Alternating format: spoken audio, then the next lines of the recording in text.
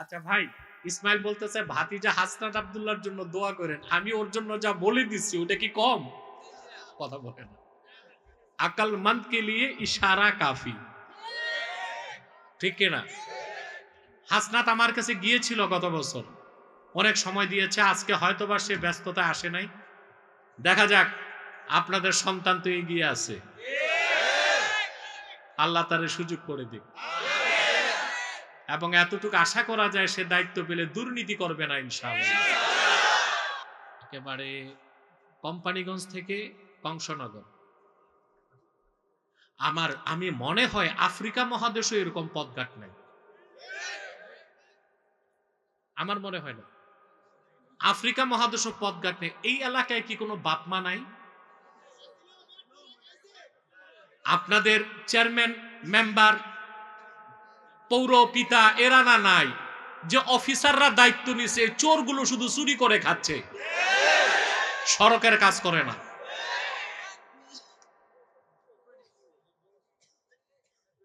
এই চোরগুলো এখন চুরির তালে আছে। 16 বছর করছে রাজনীতিবিদরা চুরি, এখন করতেছে অফিসাররা চুরি। এক একজন এক এক দায়িত্বে বসে সমানে চুরি করে খাচ্ছে। নতুবা এই সড়ক এরকম থাকবে কেন ভাই? সড়ক কি এরকম হয়? এটা কি মানুষ চলার পথ? আমার তো সামনে দেখা যায় আসলে আর গাড়ি আনা যাবে না, ঘোড়ার গাড়িতে আসতে হবে বা ট্রাক্টরে আসতে হবে। পথঘাটের যে অবস্থা, আমার মনে হয় দ্বিতীয় বিশ্বযুদ্ধে যে বোমা পড়ছে আর ঠিক হয় নাই। দেখা যাক, আপনাদের সন্তান তো এগিয়ে আছে, আল্লাহ তারে সুযোগ করে দিক। এবং এতটুকু আশা করা যায় সে দায়িত্ব পেলে দুর্নীতি করবে না ইনশাআল্লাহ। প্রিয় ভাইরা, তো এই পথঘাটের কারণে আমার অনেক দেরি হয়ে গেছে, খুব দেরি হয়েছে এখানে আসতে। আমি আপনাদেরকে নিয়ে বিচলিত, আপনাদের ধৈর্য আবার নষ্ট হয়ে যায় কিনা। ধৈর্য থাকবে তো ইনশাআল্লাহ? তাহলে রাসূলুল্লাহ সাল্লাল্লাহু আলাইহি ওয়াসাল্লামের প্রত্যেক উম্মত জান্নাতে যাবে, যারা গুনাহগার আযাবের পরে, আর যারা মুত্তাকি আযাবের আগে। সুবহানাল্লাহ। এখন আপনারা কি বেহেশত চান? আযাবের পরে না আযাবের আগে? ফার্স্ট চান্সে না সেকেন্ড চান্সে? বিনা আযাবে। তাহলে আপনাদেরকে শুধু মুমিন আর মুসলিম হলে হবে না, আপনাদেরকে হতে হবে মুত্তাকি। বলেন সুবহানাল্লাহ। ঈমান আনলে ব্যক্তির পরিচয় হয় মুমিন, শরীয়তের আনুগত্য প্রদর্শন করলে হয় মুসলিম, আর আল্লাহর ভয় হৃদয়ে লালন করে জীবন যাপন করলে তার নাম হয় মুত্তাকি। তো উম্মতে মুহাম্মাদি হিসেবে শুধুমাত্র মুমিন কিংবা মুসলিম হলে চলবে না, আমাদেরকে সুপার ক্লাস মুসলিম হতে হবে, মুত্তাকি হতে হবে। বলেন সুবহানাল্লাহ। কোরআনে কারীম আল্লাহ রাব্বুল আলামিন বলেন, ইয়া আইয়ুহাল্লাযীনা আমানু তাকুল্লাহা হাক্কা তুকাতিহি ওয়া লা তামুতুন্না ইল্লা ওয়া আনতুম মুসলিমুন। আল্লাহ রাব্বুল আলামিন বলেন, হে ঈমানদারগণ, বিশ্বাসীগণ, তোমরা মহান আল্লাহকে যথার্থ ভয় করো, আর পরিপূর্ণ মুসলিম না হয়ে আল্লাহর সাক্ষাতে যেও না। তাহলে ঈমান আনার পরে পরিপূর্ণ মুসলিম মুত্তাকি হতে একটা জিনিস লাগবে, তার নাম হচ্ছে তাকওয়া। বলেন সুবহানাল্লাহ। কি লাগবে? তাকওয়া হচ্ছে আল্লাহর ভয়। কার ভয়? মাখাফাতুল্লাহ। আল্লাহর ভয়টার নামই হচ্ছে তাকওয়া। এটা ছাড়া মানুষ ভালো হতে পারে না, এটা ছাড়া মানুষ চরিত্রবান হতে পারে না, এটা ছাড়া মানুষ আল্লাহর ওলি হতে পারে না, এই তাকওয়া ছাড়া মানুষ মুত্তাকি হতে পারে না।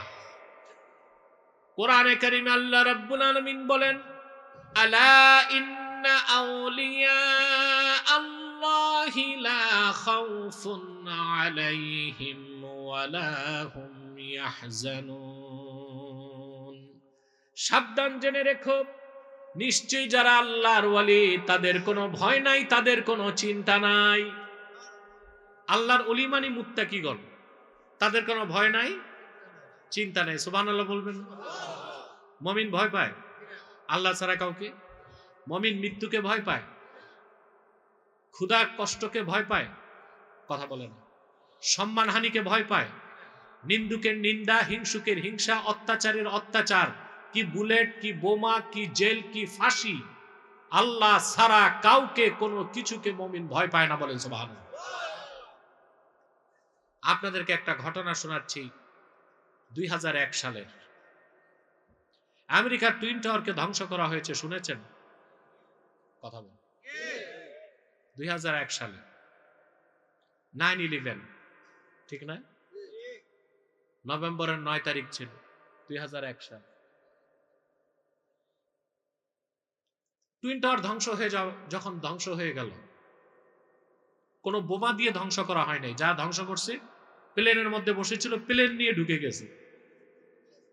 প্লেন যখন ক্রাশ হয়, ওটা বোমার চেয়েও বড় হয়, ঠিক না? প্রেসিডেন্ট তখন ছিল বুশ।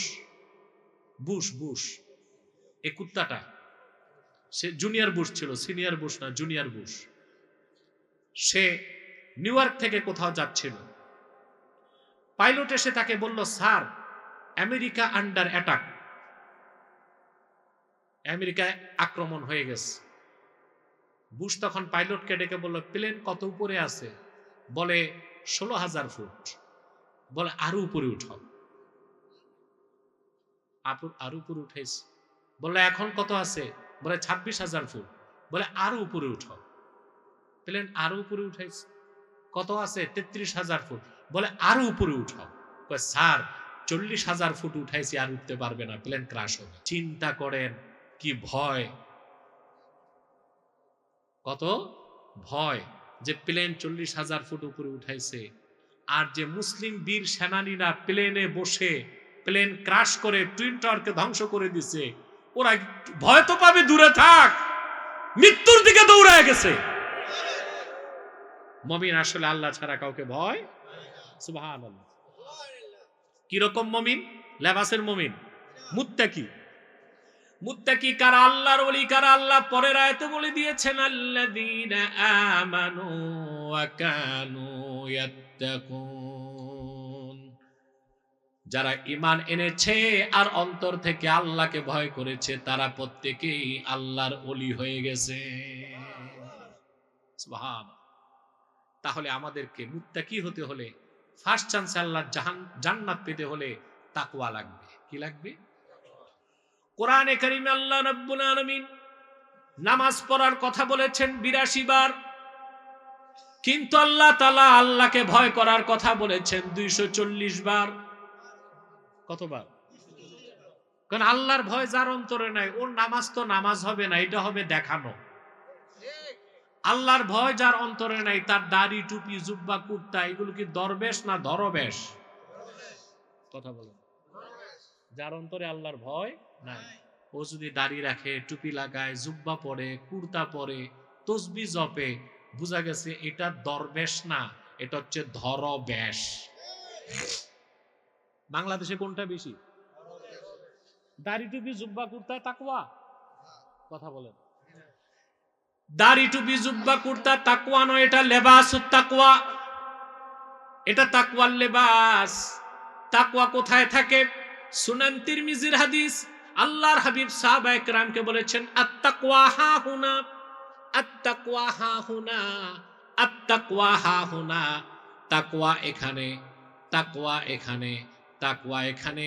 নূর নবীজি কথাটা বললেন 3 বার, আর ওনার নূরের সিনা মোবারকের দিকে আঙ্গুল দেখালেন 3 বার। বলেন সুবহানাল্লাহ। প্রত্যেকটা মানুষের বাম বুকের 2 আঙ্গুল নিচে একটা গোশতের টুকরা আছে, ওখানে যখন ঈমান আসে আর আল্লাহর ভয় আসে, এটাই তাকওয়া, আর ব্যক্তির নাম মুত্তাকি। বলেন সুবহানাল্লাহ। দিল ঠিক, সব ঠিক। আসল কি? জোরে বলেন। যার দিল ঠিক, সব ঠিক। যার দিল খারাপ, সব খারাপ। যার দিল পাক, সে পাক। যার দিল না পাক, সে না পাক। সুবহানাল্লাহ। মুসলমান পবিত্র কি না? কথা বলেন। কাফের মুশরিক অপবিত্র? কথা বলেন। মুসলমান কি? কেন? তার দিল পাক। সুবহানাল্লাহ। রাসূলুল্লাহর উম্মত ঈমানদার মুসলমান কখনো নাপাক হয় না। সুবহানাল্লাহ বলবেন না? আপনি বলতে পারেন না যে বিয়ে করলে স্ত্রীর কাছে গেলে কি নাপাক হয় না? কথা বলেন। না, না, আমাদের একটা ভুল ধারণা আছে যে স্ত্রীর সাথে ফিজিক্যাল রিলেশন করলে গোসল ফরজ হয়, আমরা নাপাক। অথচ হাদিস সাক্ষ্য দেয় মুসলমান কখনো নাপাক হয় না।